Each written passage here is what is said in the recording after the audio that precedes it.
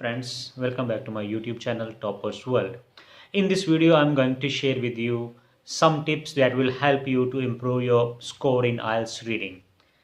As we all know that Ielts reading is a very hard module and most of the students face problem in Ielts reading. They get stuck at 5.5, 5 band and they are not able to go ahead for 6 or 6.5. So some of the tips that I'm going to share with you, they are very practical tips, and if you follow them 100% you will get your score. The tip number one, I have seen that many students waste a lot of time regarding deciding how to start the reading test. When they get the question booklet, they keep on searching their favorite passage or favorite topic or favorite kind of questions. In this regard they waste almost 5-6 minutes in order to start the topic. Your mind should be prepared before you get your question paper. Your mind should be ready that I have to start from such type of questions and immediately go to that section and start your reading. If you plan in advance that I am very much comfortable with passage 1, so straightforward go to the passage 1. Don't see passage 2, don't see passage 3. Go to the reading section, go to the questions first, read the question. Only 4 or 5 questions you read first. No need to read all the questions because all the questions our mind cannot retain.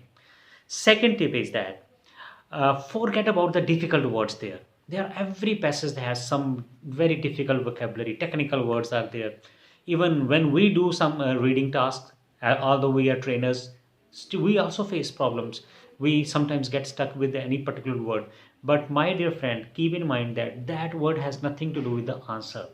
You should focus on the question and the verb used in the question or subject used in the work in the question statement. Means you have to focus on 3 points: subject, verb and object. All these three things in the sentence are quite easy within your reach, and search for those things in the passage. Damn, forget about other tough words. They are just a tricks done by the question paper designer to get your attention diverted to those things. So most of the students get confused when they see that, oh, I'm not able to understand this word or that word, that vocabulary is too much tough.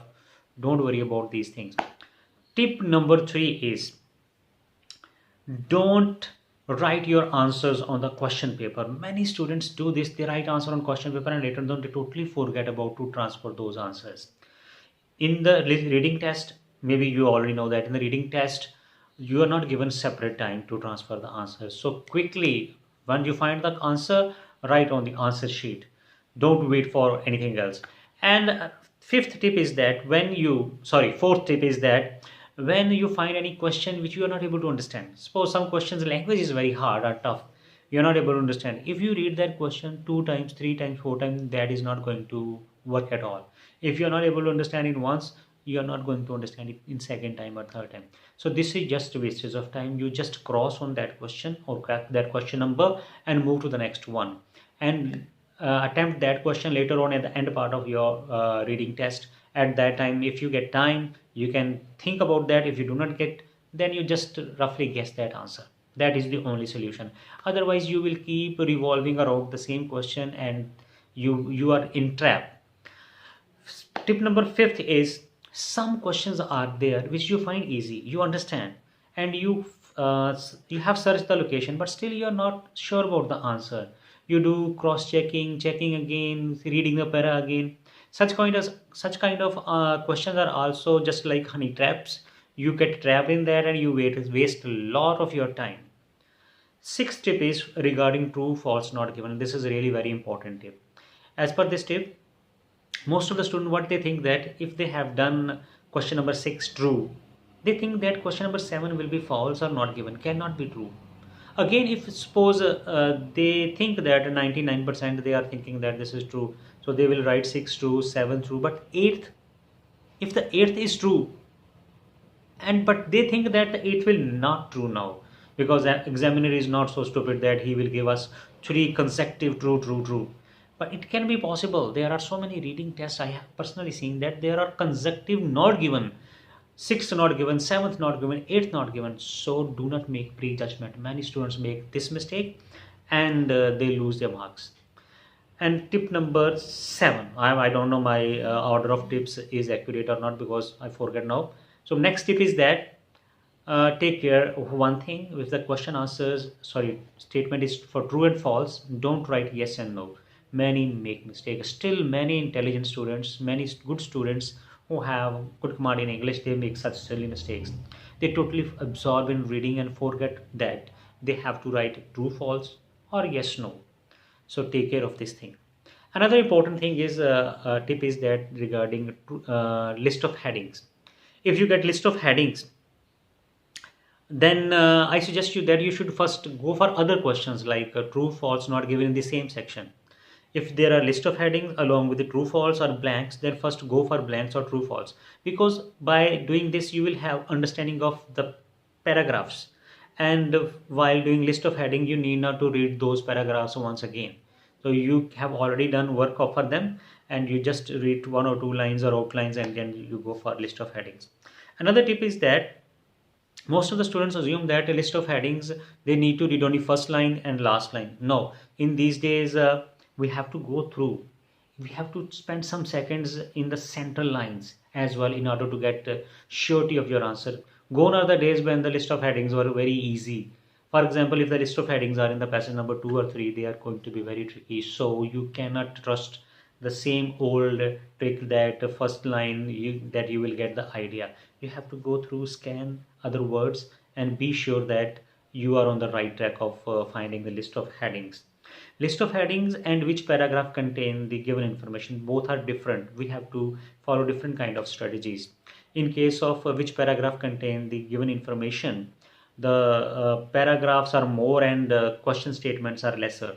So in that kind of questions, if you are, again my advice that you are given true, false, or blanks or something else with that, then you first do those, then you will have some idea about the paragraphs, then you can easily do that kind of questions. And the last the tip is, this is for those students who find MCQs very hard, very difficult. Mostly 70-80% students face difficulties in MCQs in passage 3. And I suggest you that this is not a tip, I can say that this is just a suggestion. If you face problem in MCQs, leave them. Just do with guesswork, or do in the last when you have some understanding of the passage, and then you think that I can now guess it to my best accuracy. Do that way. Otherwise, if you have time, then you can do MCQs. But I suggest you that just to read the question first. Don't read the option answers. Go to the paragraph over there, find the location, and read the content that you find related to that question statement, and then come to the options and check that the idea that you have obtained over there matches with the options given in the MCQ. If it matches with, then simply tick that. Don't spend more time on that, because MCQs, 4 5 MCQs in passage 3 is a big and tough game. It wastes a lot of your time. Ultimately, what do you need? You need only 23 correct in order to get 6 band. So 17 options to commit wrongs are with you. I don't say that you should do them wrong. I just want that you should do as much as correct. But again, you have so many options. So you can do certain things like by guesswork, some parts of the reading by sincere reading. You need combination of both, stupidity as well as intelligence. So these are the tips. I hope that you will find them usable, and if you like them, please share with your other friends who are also going to appear in IELTS exam. Thank you very much for watching this video. Stay tuned, stay healthy. Bye bye.